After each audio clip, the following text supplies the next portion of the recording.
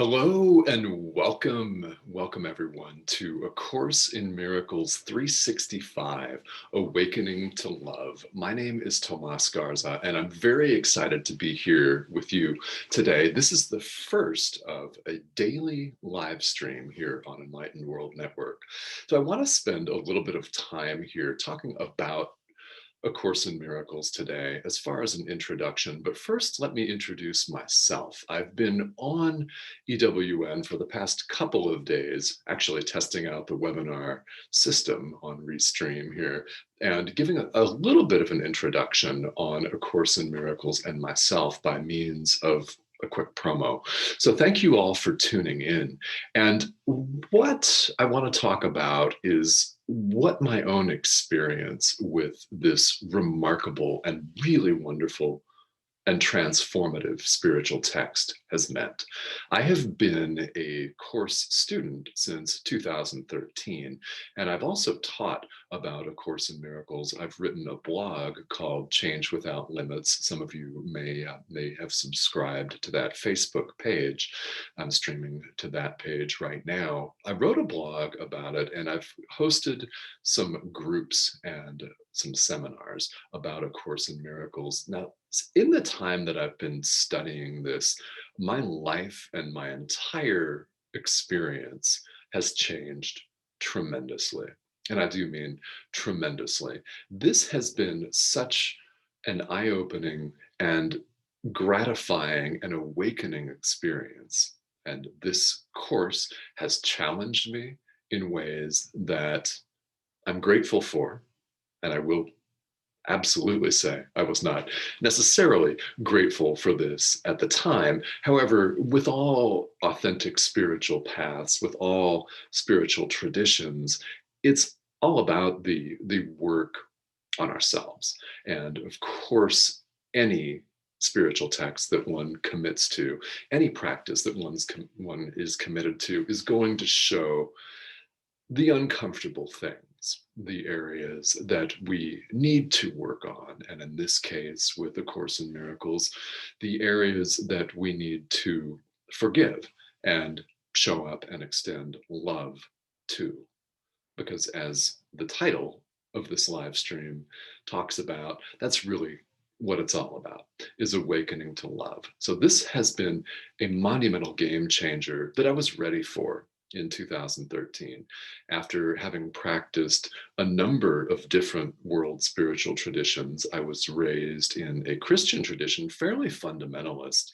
If you have seen the Focus on Lightworkers interview that I did with Dr. Ruth Anderson last week, you'll know that I was one of those kids that asked the tough questions in Sunday school all the time, such as, okay, well, if God is perfect love, why are we sitting here talking about punishment? Do I have an answer for that?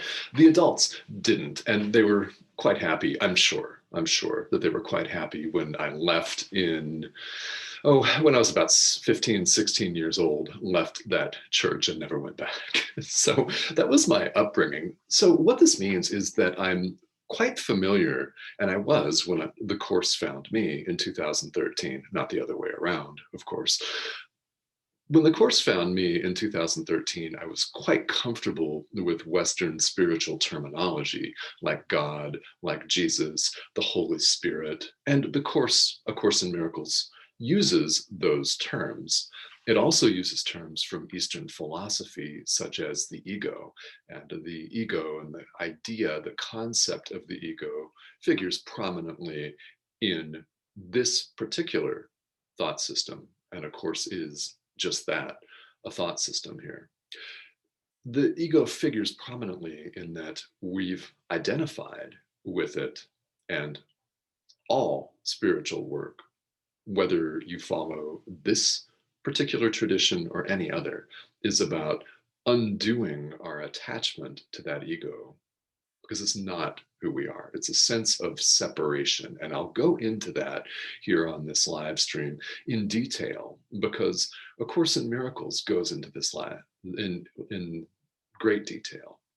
A Course in Miracles delves into how the ego functions, and it's very insidious. And it can be really shocking to, well, it was shocking to me, the depth at which we've identified with something that is just patently false, which it is. It's not the reality of who we are. So what does A Course in Miracles seek to do? It seeks to awaken us to who we really are. And the title will tell you, love. And A Course uses terms like God and the Holy Spirit, though God being love, spirit, whatever term you're comfortable with. What I want to say is that anybody can study A Course in Miracles. I'll tell you a little bit about it. It is a spiritual self-study curriculum. And the emphasis on self-study is quite deliberate, because nobody is condemning you to a fiery hell if you don't do a lesson a day. Nobody is condemning you to a fiery hell if you forget to meditate every morning, if you have a meditation practice. I mean, unless you're doing that to yourself. And that's part of the point, is that we're responsible for everything. We have free will. We're responsible for all of our thoughts. We're responsible for our speech. We're responsible for our actions. And rather than have that be a burden, it's quite liberating to take ownership of that. And one of the things A Course in Miracles does is it helps us to take that kind of ownership. Now, being a spiritual self-study curriculum, well, what does that mean? If you're not familiar with this, the course is broken down into three component parts. One is a text, two is what they call a workbook for students, and three, there is a manual for teachers, which includes some very handy, very helpful, frequently asked questions. That's kind of like an FAQ section of a website, the manual for teachers. The workbook is something that will begin here on this live stream on Monday, February 1st. By the way, to preview that, yes, we will be starting with that component and going through that for over a year. Now, the workbook is designed to take a year or more. There are 365 so-called lessons, which are ideas that the practitioner works with and practices every day. Now, if one were to do a lesson a day for 365 days in a year, by design, they would be through the workbook. Now, if you've been through this before, you'll know that the point is not to finish it. The point is to show up each day and do the best that you can do on a given day, to practice and to take to heart the lesson that we're talking about. And we'll go through all of those, every single one of them, starting next week. Before that, I want to talk about some of the course philosophy, because as you may know, it uses some terms in different ways. Terms like atonement, for example, terms like Holy Spirit, for example. It takes things like miracle, for example, and uses them in different ways than we're used to using in common parlance. So if you're brand new to this, it does not, I repeat, it does not matter what your background is spiritually. If you've practiced Eastern philosophies such as Buddhism or Christianity, Judaism, whatever that is, wherever you're coming from, A Course in Miracles is a beautiful way for you to augment your current practice. And that's what I invite you to do. Whatever your spiritual practice is, if it's working for you, keep it. And I would consider, if you're interested, if you're watching this live stream or the replay here, if you're interested in delving more into this, people find that A Course in Miracles enhances their path. It enhances their understanding of their own spiritual tradition. And that is something that's quite commonplace. It is something that you can most certainly do. And I absolutely invite you to do just that. Now, one thing about this live stream, I am streaming to Facebook, YouTube, on Enlightened World Network, on Periscope. I'm streaming to Change Without Limits on my own personal Facebook page. So I do invite your comments and feel welcome to type in your comments here. I'll do my best to answer them right here on the live stream. Now, each live stream will be probably about 10 to 15 minutes. And let's see here if there are any comments, if people are commenting. And I'm going to turn this volume down so I don't get an echo here. All right.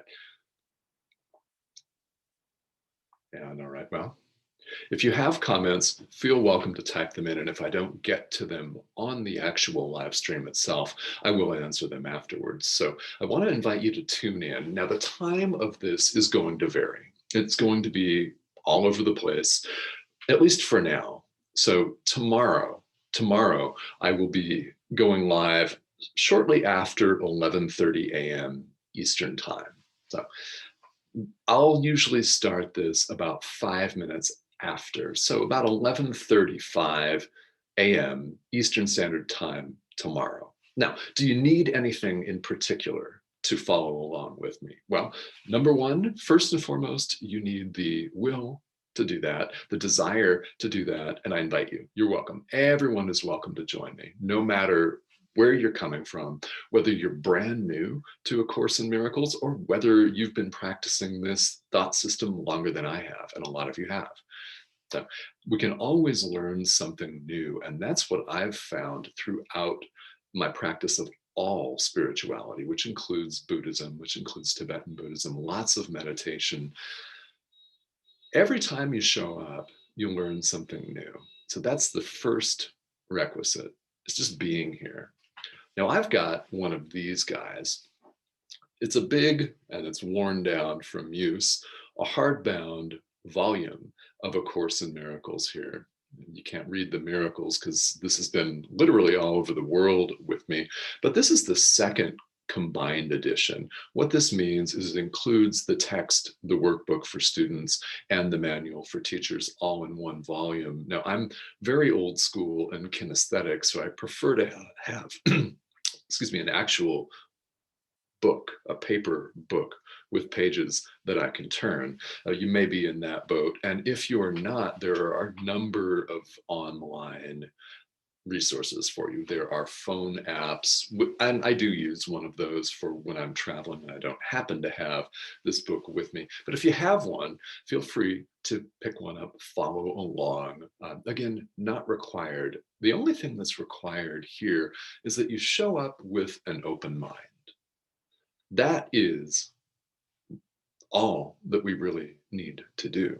We make a decision right now in the present moment that we're going to show up with an open mind and ready to discover some beautiful things about ourselves.